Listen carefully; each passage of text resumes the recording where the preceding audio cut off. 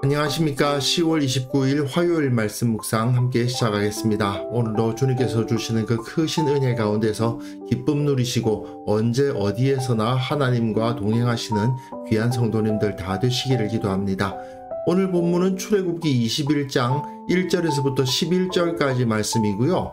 하나님께서 이 언약서를 설명해 가시는데 우리는 그 가운데에서 하나님께서 정말 원하시는 바 가치, 반드시 지켜야 할 가치가 무엇인가를 이 본문을 통해서 알 수가 있거든요. 그것을 통해서 우리는 과연 하나님의 마음에 합한 자로서 하나님께서 원하시는 바를 따르고 있는지도 한번 생각해 보았으면 좋겠습니다. 그럼 먼저 말씀 보시겠습니다.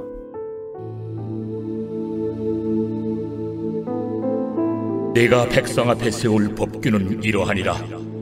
내가 히브리 종을 사면 그는 6해 동안 섬길 것이요 7째 해에는 몸값을 물지 않고 나아가 자유인이 될 것이며, 만일 그가 단신으로 왔으면 단신으로 나갈 것이요 장가 들었으면 그의 아내도 그와 함께 나가려니와, 만일 상전이 그에게 아내를 주고 그의 아내가 아들이나 딸을 낳았으면 그의 아내와 그의 자식들은 상전에게 속할 것이요 그는 단신으로 나갈 것이로되, 만일 종이 분명히 말하기를 내가 상전과 내 처자를 사랑하니 나가서 자유인이 되지 않겠노라 하면 상전이 그를 데리고 재판장에게로 갈 것이요 또 그를 문이나 문설주 앞으로 데리고 가서 그것에다가 송곳으로 그의 귀를 뚫을 것이라.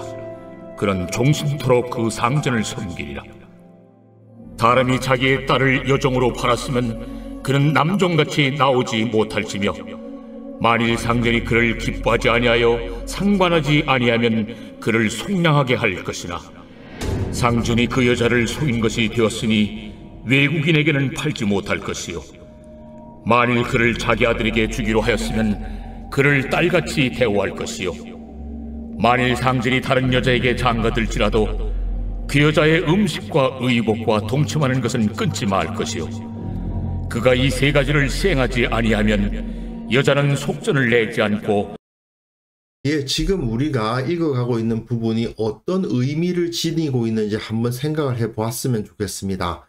모세오경이라는 것을 전체적으로 한번 살펴보면요, 모세오경의 시작 부분이라고 할 수 있는 이 창세기 1장부터 11장이 하나의 배경을 이루고, 그리고 약속의 땅의 문제가 처음과 끝에 위치합니다. 약속의 땅이 우리들에게 어떻게 주어졌는가? 그런데 왜 우리는 지금 약속의 땅에서 살지 못하고 있는가를 설명하는 것이 바로 창세기 12장부터 50장까지라고 할 수 있고요. 신명기는 결국 너희가 약속의 땅으로 들어가서 거기서 이렇게 살아야 된다라는 가르침이라고 할 수 있죠. 그렇다면 그 중간에 광야에서의 삶이 나타나게 마련인데, 출애굽기 1장부터 18장까지 그리고 민수기 10장 11절 이후가 광야에서의 삶을 보여주는 부분입니다. 그러면 우리가 지금 읽어가고 있는 이 시내산 언약 부분, 그리고 레위기, 민수기 다 합쳐서요, 출애굽기 19장부터 민수기 10장 10절까지의 내용이 모세오경 전체로서는 가장 핵심적인 부분이라고 할 수 있는 거예요.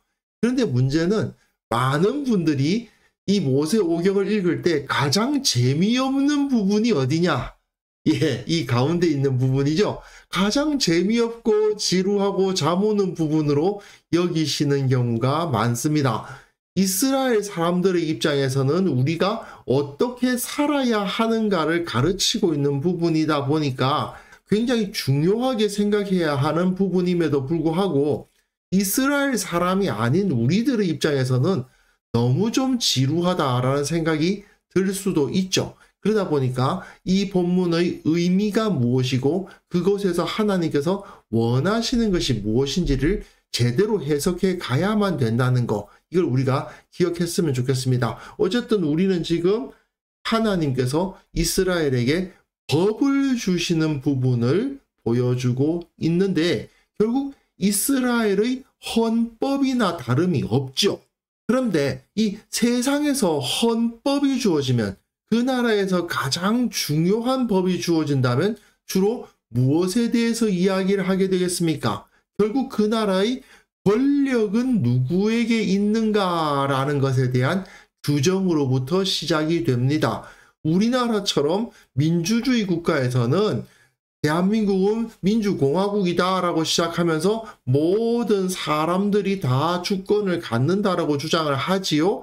하지만 그 주권을 어떻게 구현할 거냐 하면 국회부터 시작하지 않습니까? 국회는 어떻게 되고 대통령은 어떻게 되고 그리고 법원은 어떻게 구성한다, 이런 것에 대한 규정이 헌법에 나오게 되어 있습니다. 그런데 지금 우리는 출애굽기의 언약서를 읽어가고 있거든요. 하나님과 이스라엘이 언약을 맺을 때 낭독되고 있는 언약서인데, 너희 이스라엘을 누가 다스리느냐 뭐 이런 이야기를 해야 될 것 같은데, 또는 이스라엘의 정치 제도는 이러하다라고 이야기를 할 것 같은데 아니죠. 좀 전에 읽으셨지만 종을 어떻게 대우해야 하는가, 이게 이 언약서의 두 번째, 하나님을 예배하는 것의 문제 바로 다음에 나오는 것이 종의 문제입니다. 일반적으로 나라에서는 다들 높고 강한 사람들에 대한 규정부터 나오게 마련인데,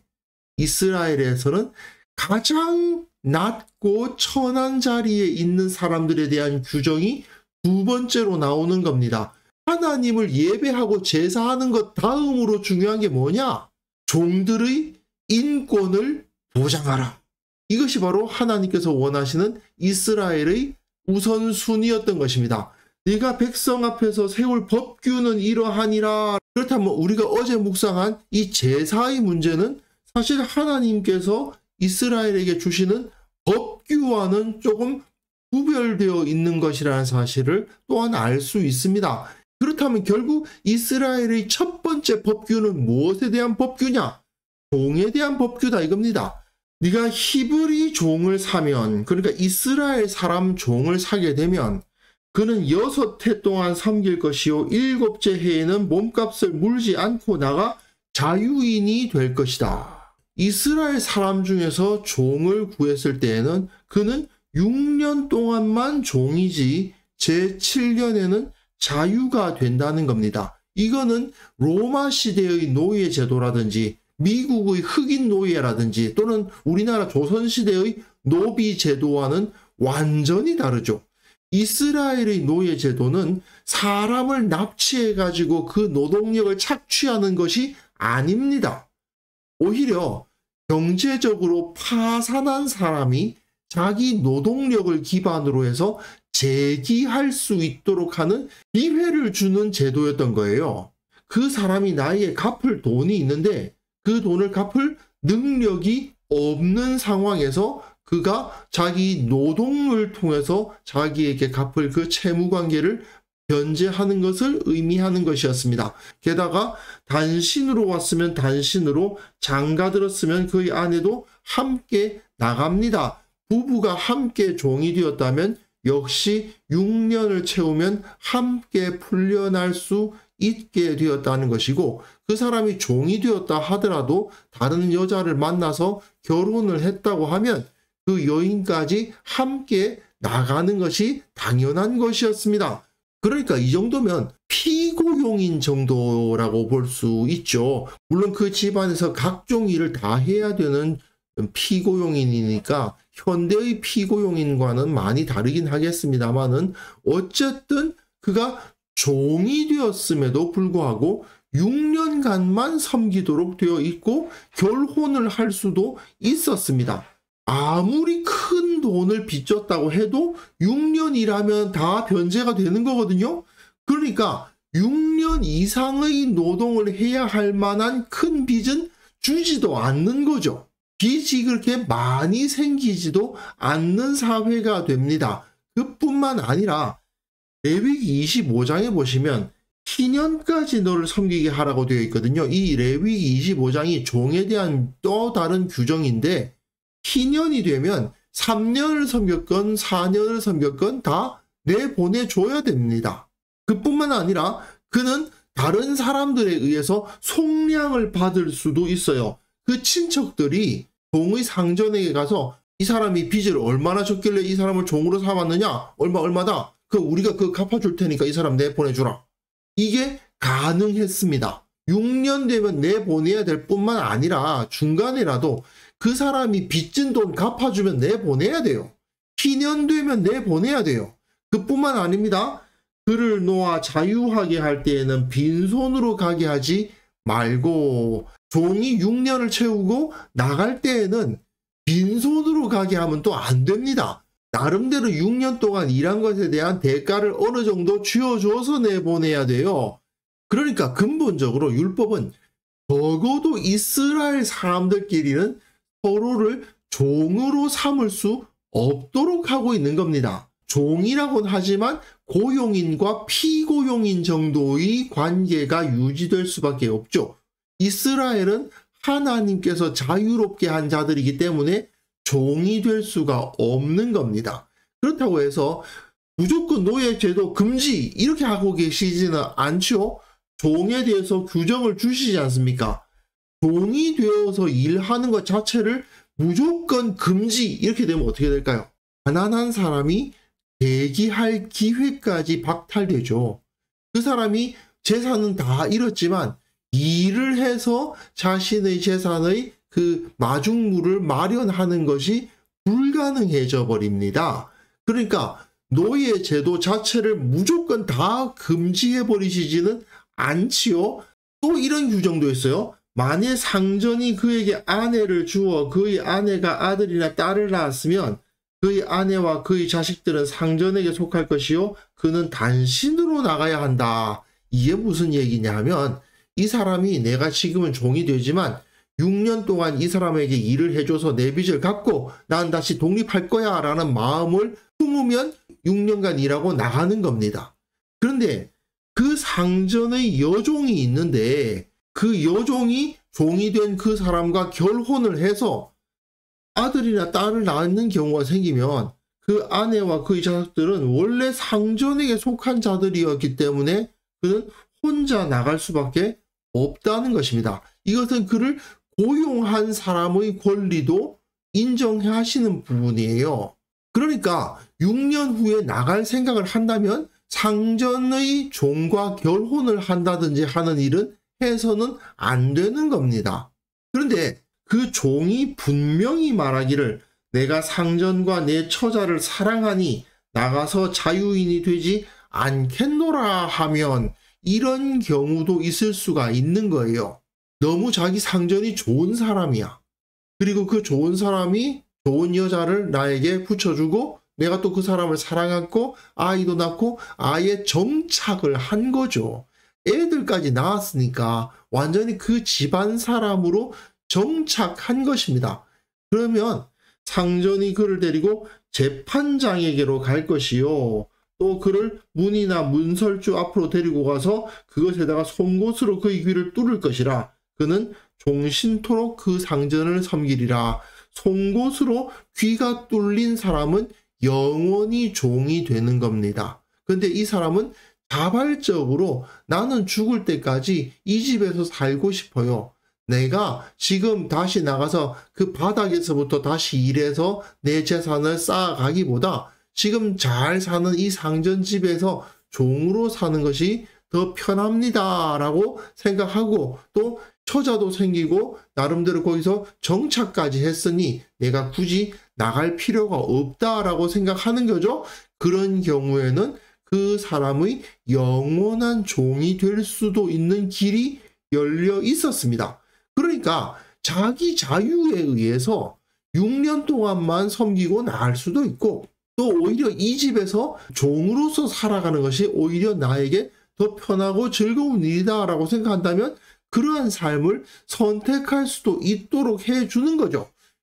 다만 절대로 강제로 이루어지진 않습니다. 분명히 말해야 되고요. 재판장 앞에서 공증을 받아야만 그 사람이 종신토록 종이 될 수가 있는 거였습니다. 이처럼 사람은 하나님의 형상이기 때문에 그의 자유에 의해서 자기 인생을 꾸려나갈 권리가 있다는 것이 여기서 나타나고 있는 것이죠.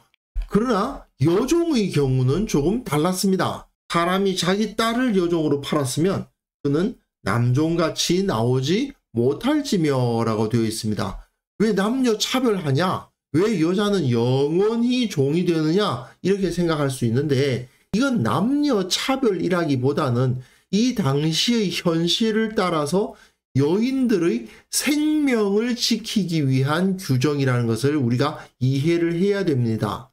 어떤 가정이 경제적으로 완전히 파산했다 또는 가장이 죽었다 이런 일이 벌어지면요, 이 당시의 여인들은 현대처럼 자기 직업을 가지고 경제 생활을 할 수가 없었습니다. 여인들이 남자 없이 살아간다는 것이 불가능한 시절이었던 겁니다.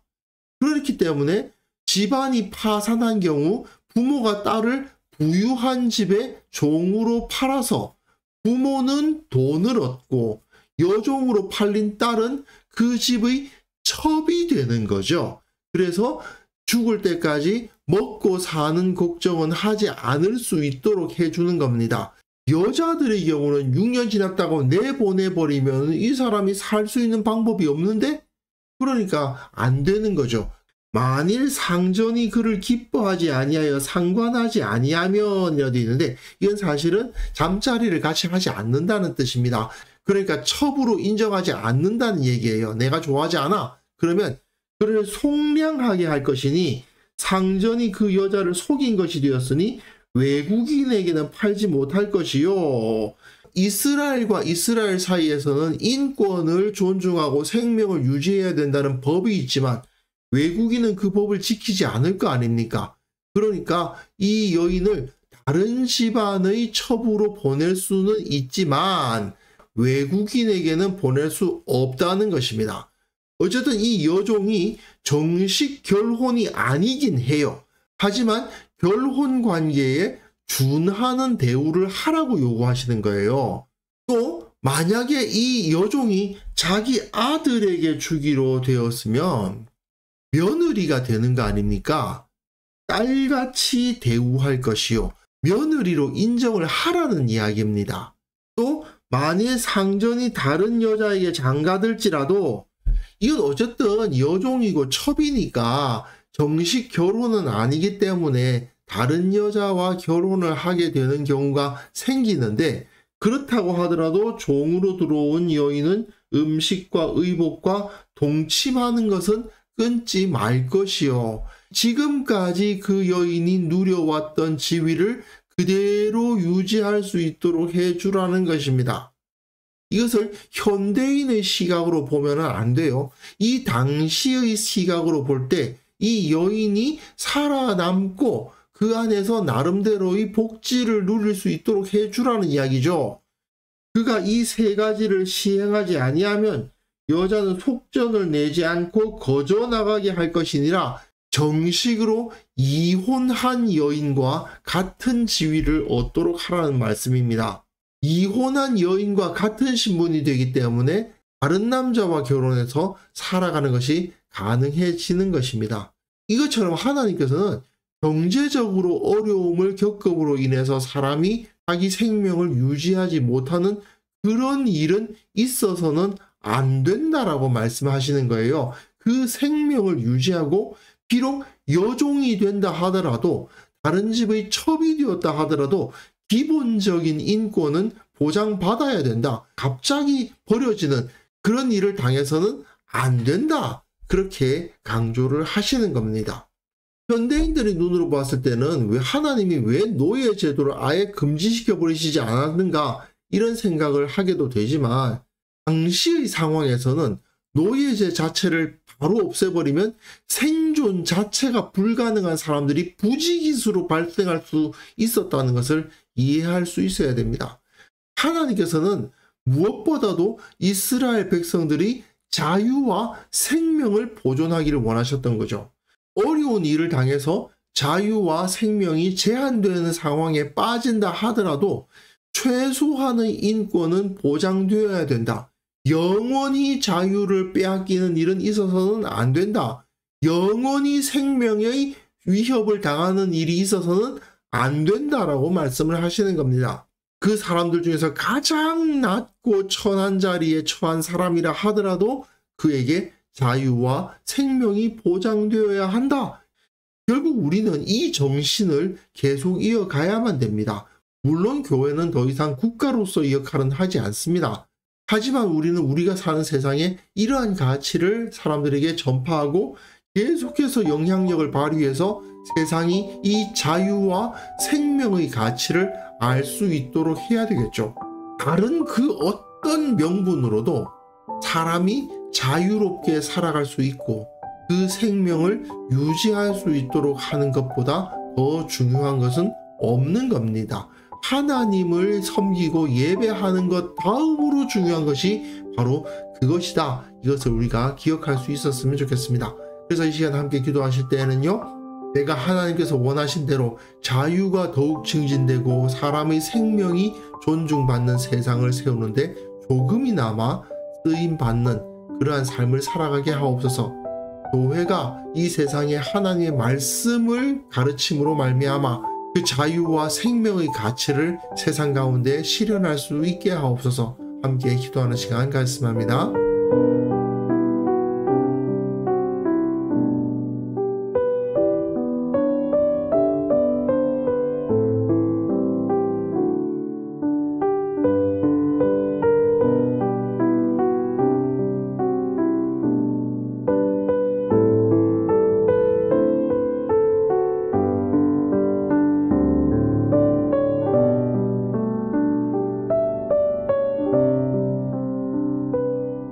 하나님 아버지, 주님께서 원하시는 바가 바로 인간의 자유와 생명이라는 사실을 깨닫고 내가 그 가치를 위해서 살아가는 자가 되게 하여 주옵소서.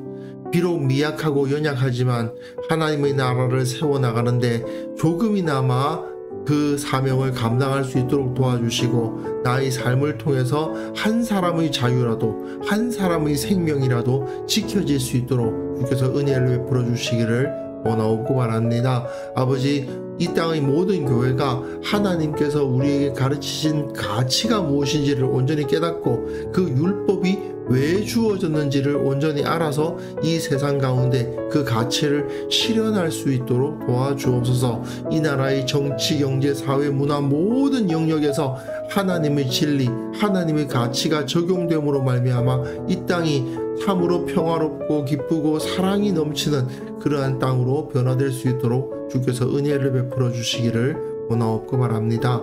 아버지, 오늘 하루 우리가 살아가는 그 모든 삶 가운데에서 내가 어떠한 가치를 가지고 살아간다는 것을 기억하게 하여 주시고 하나님께서 원하시는 바를 어떻게든 조금 더 실현해 보기 위해서 노력하는 자가 될 수 있도록 도와주시고 그때마다 주님께서 힘을 더하여 주시고 지혜도 더하여 주시고 참으로 모든 일이 순조롭게 풀려나갈 수 있도록 섭리하여 주시기를 원하고 바랍니다. 오늘 하루도 우리와 함께 하시고 지켜주실 것을 믿사오니 주께서 우리에게 은혜를 내려 주옵소서. 예수님의 이름으로 기도합니다. 아멘.